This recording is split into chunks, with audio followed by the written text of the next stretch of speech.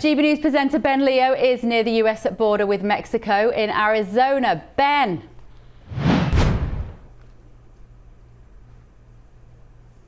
Hello, Bev. Good evening, good morning, viewers. Yeah, fantastic to be here in Arizona because it's shed the starkest of lights on how the US is managing the illegal migration problem.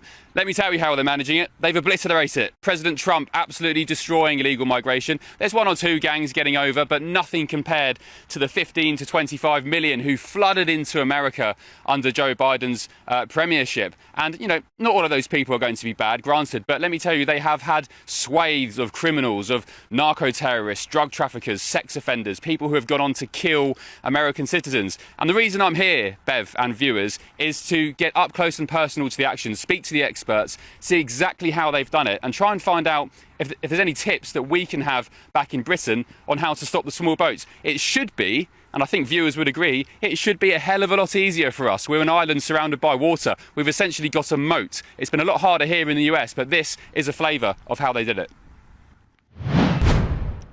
Hello, Ben Leo here from GB News. Last week at the press conference in the United Kingdom, President Donald Trump said he told Keir Starmer, our dear Prime Minister, to send in the military to stop the invasion of our southern border from France. 50,000 small boat migrants have crossed the Channel into the UK in just 1 year since Labour took power. Up to 25 million illegal migrants made their way into the United States under the previous administration, and President Trump, literally overnight, has got that down to almost zero. The question begs, why can't we do something similar in the UK? I'm going to take you guys down through Casa Grande, through on the I-8, which up until last year was one of the main smuggling corridors in the United States. If you came here a year and a half ago, this would literally be from here to probably over here of nothing but freshly disturbed, freshly kicked up gravel, and that would be all human footprints of just the amount of traffic coming through here. But you're talking thousands a month, thousands. These are what we call sneaky feet. So they put these on their shoes, so it really delays the ability to track them by visual tracking. This is normally used to carry. What they'll do is they'll tie the bales of drugs on these. They'll make these themselves, and then they carry that stuff on from the border on up. So the difference we see here is that now Trump has come in and it's dramatically reduced illegal migration. Yes. He says it's down to zero. I guess you can never get to zero. But is it proof, Chris, that it's political will which can solve an illegal migration problem? It's political will and allowing the authorities that have the right to enforce that will do their job. Yeah. What they don't show is the side of these people like we've talked about, where they leave people out here to die of exposure. They leave little kids out here to die. They pack them in trucks. They rape women. They have the rape trees and all that stuff. It's absolutely terrible. You know what I mean? Rape trees? What are rape trees? So what you get, you guys never heard of that before? A rape tree? Yeah. So what happens is it's something like 70% of women that are trafficked through the border are sexually assaulted.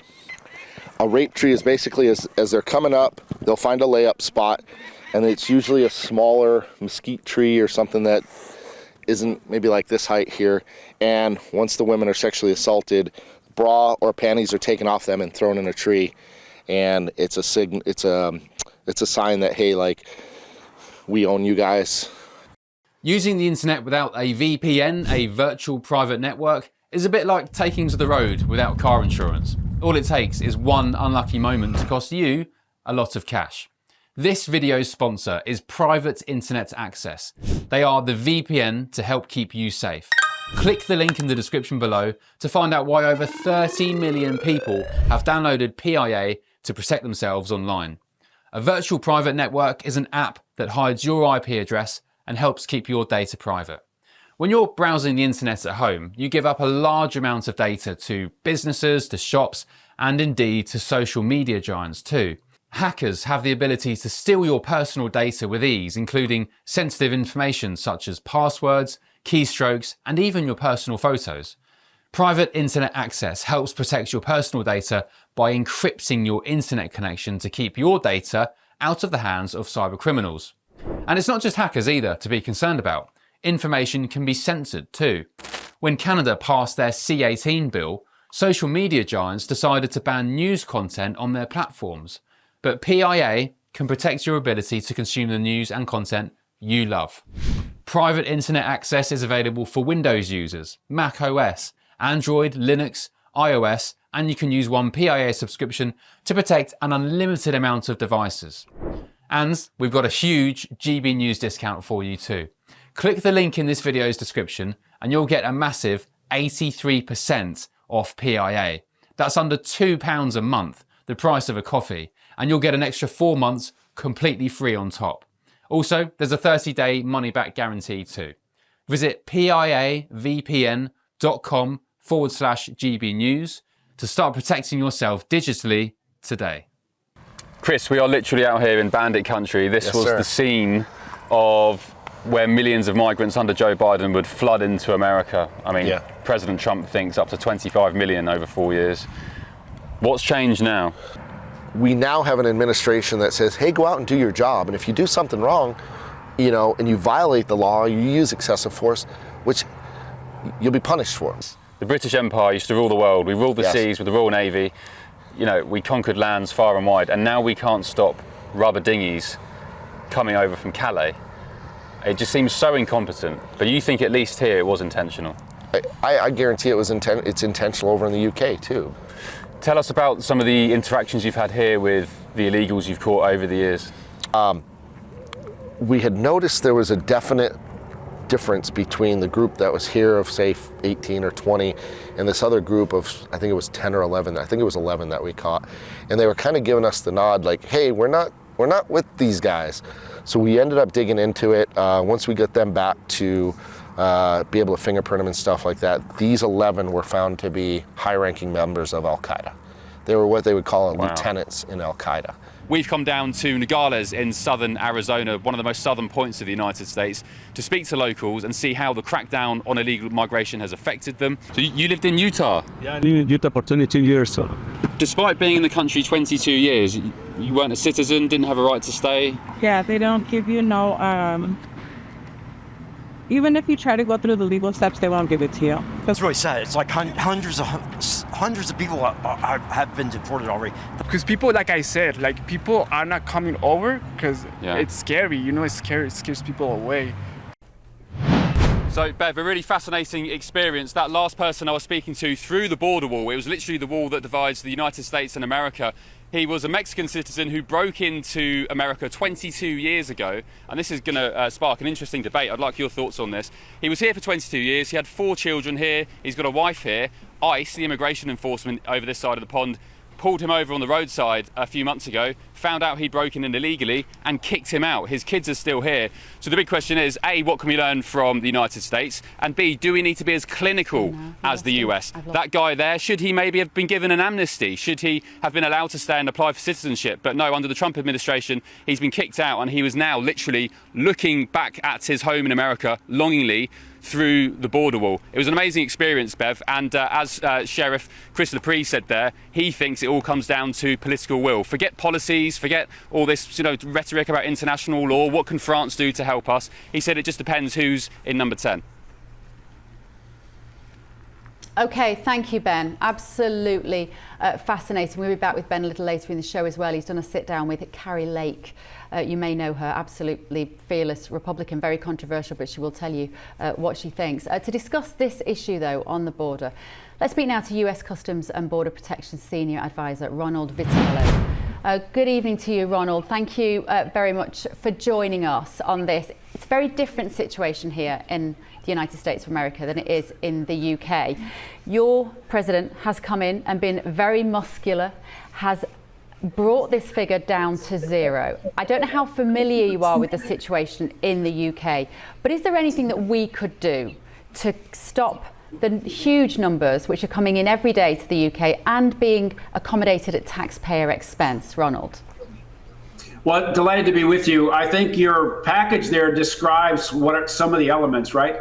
In the United States, our U.S.-Mexico border, there's a physical situation that needs to be addressed. Technology, personnel, and having the right infrastructure, including a wall at the border, helps reduce the traffic. Also, the policy and the leadership in this case of the White House, the Secretary of Homeland Security, have the policy right. The policy is a number of things. The president signed an executive order that said no releases at the border. We've had 0 since the end of May this year. He declared an emergency at the border, so people who do come in are likely to be caught. They will be prosecuted under federal law, and they will be removed fairly quickly under the administrative procedures about deportations and removals from the U.S. So in combination, the physical border needs to be addressed, the policy has to be right, and you have to have good leadership that says, this is what I ran on in the case of President Trump. This is what the American people deserve. And now it's time for the operators in the field, my former colleagues in the Border Patrol, the people at CBP that I work with every day now, are executing that policy, which means no releases, helping ICE in the interior with a large-scale deportation effort. All of those in combination lead to a much more secure border, 0 releases into the United States. We've stopped the incentive that was evident in the Biden administration that allowed millions of people to come and be released into the U.S. Ronald, let me just ask you, in the situation that we just heard from Ben there about somebody that'd been here for 22 years, had 4 children. I've also spoken to people in Washington whose husbands have been sent back to Venezuela or South America. Do those people have a right of appeal? Because those cases sound pretty extreme, I think, to British ears. Well, there is a process under the administrative procedures. They can ask to see an immigration judge. That judge will rule on whether they have status to stay or be in the United States. The judge, though, cannot change the law. And so people who have children in the United States, if they have a spouse in the United States, there are procedures for them to immigrate if those children are old enough, if they have residence in the United States, etc. There are pathways for people to obtain residency status through relations that they have in the United States. In the case of that man, I'm going to guess his children are too young. It doesn't really matter how long he stayed in the United States. It is a difficult thing to enforce the immigration system, but if you don't have integrity in that system, people will abuse it. There's lots of places not to be in the world, and people want to come to the United States for a better life. We understand that. Many of us in the U.S. have an immigration background history in our families. But as it stands now, you cannot come across the border illegally and hope to stay in the United States because the law doesn't allow for it. Okay, Ronald, really fascinating. Thank you so much. US Customs and Border Protection Senior Advisor Ronald Vitiello there.